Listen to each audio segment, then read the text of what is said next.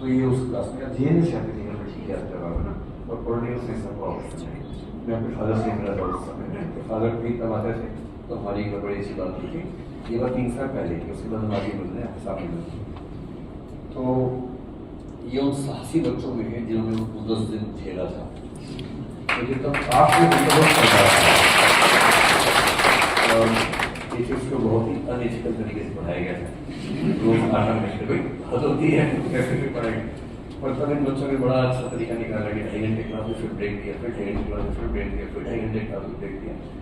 करते करते हमने 10 दिन में करीब शायद सारा सिलेबस खत्म किया था। तो आज मुझे क्लास में आने से पहले पता लगा कि ईरा का सिलेक्शन हुआ है। तो ईरा सुनते मैंने कहा कि नाम में सुना हुआ, तो बेटी ने याद दिलाया कि वही बच्ची जो जेएनयू से आती थी, उन्होंने नहीं बताया। उन्होंने कहा जो एथिक्स क्रैश कोर्स में थी, मैंने कहा अच्छा फिर वही है जो जेएनयू से आती थी, आप साथ में आते थे, अब मैं ठीक से नहीं करता। तो ईरा का सिलेक्शन इस बार हुआ, 450 का रैंक है इनका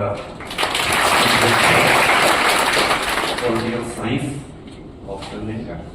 तो ईरा जेएनयू के विद्यार्थी भी, तो अब ये सारे बच्चे नए बड़े बच्चे हैं, इनको वापस आई कि आपने इस पूरे प्रोसेस में क्या सीखा और क्या इनको पहले से ही सीख लेना चाहिए।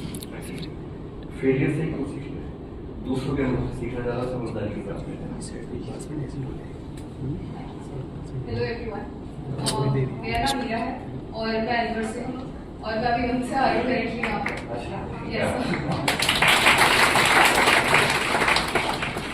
तो पहले तो मैं बोलना चाहूँगी कि सर ने उस क्लास को अटेंड करने को साहस बोल दिया, पर जो भी उस क्लास में था सबको पता है कि वो क्लास बहुत फन थी।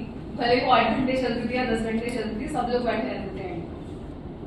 उसके अलावा जो सर ने बोला कि टिप्स या कुछ इंपॉर्टेंट चीज़ें जो सबको ध्यान रखनी चाहिए, और फेलियर से, खुद के फेलियर से किसी के किसी और किसी। तो मेरा फेलियर था सीसैट का 2023 वाला, और that was after my interview, जो कि 2022 का इंटरव्यू मैंने दिया था। उसके बाद में मैंने 2023 का सीसैट फेल किया था। तो आई वुड से जिसको भी मैथ से डर लगता है, जिसको भी सीसैट से डर लगता है, उसको बहुत पहले से लेके चलो। जैसे नवंबर या दिसंबर से स्टार्ट कर लो अगर आपको बहुत डर लगता है मैथ से, और वो हो जाएगा। क्योंकि मेरा 2024 में 67 is I think the marks that we need to have in CSAT, पर मेरे आराम से उसमें 80 या 90 आ होंगे। तो वो एक बहुत ही बड़ा आपका हेडेक खत्म हो जाता है कि आपका जो क्वालिफाइंग पेपर है वो अच्छे से निकल रहा है। उसके अलावा दूसरी मैं चीज़ कहूँगी, क्योंकि मैं प्लान बी पे काम कर रही थी, मैंने सर ने बताया कि जेएनयू, वो मैं उस टाइम पे मास्टर्स कर रही थी। तो जिन लोगों को ऐसा लगता है कि वो प्लान बी अगर रखेंगे तो उनको मेंटली स्ट्रेस फ्री को रह सकते हैं, तो प्लीज़ डू दैट। और अगर आपको कोई इंटरेस्टिंग सा प्लान भी मिल रहा है, जैसे कि मेरे लिए पॉलिटिकल साइंस पढ़ना वहाँ से बहुत ही अच्छा एक्सपीरियंस भी था, और मैं वो चाहती भी थी करना।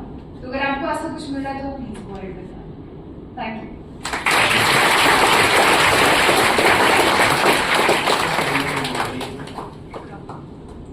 इनको पूरी संभावना की आईएएस मिलेगा इस बार।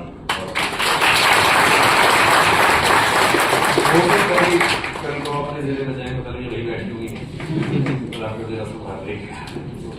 कितना मजा है जब आपको पहले से पता हो कि वो लोग सेलेक्ट हुए, आपके जिले में पहुंच जाए और इंटरेस्टिंग होता है। तो अब जो बच्चे सेलेक्ट हुए, कल आपको आप सर आपको इधर आइए, आपको मिलेगी उससे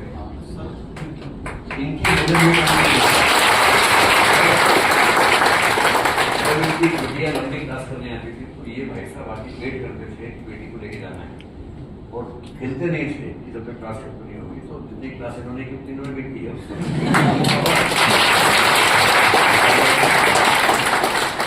उस समय मैं इससे मिलकर सोचता था कि क्या मैं खुद कभी ऐसा बात रख पाऊंगा, मेरा बेटा ले जाए तो मैं तो देखता भी नहीं कभी।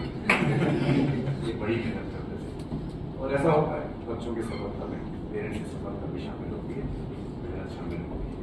तो आपको दोहरी मिठाई जब भी बेटी आई इसमें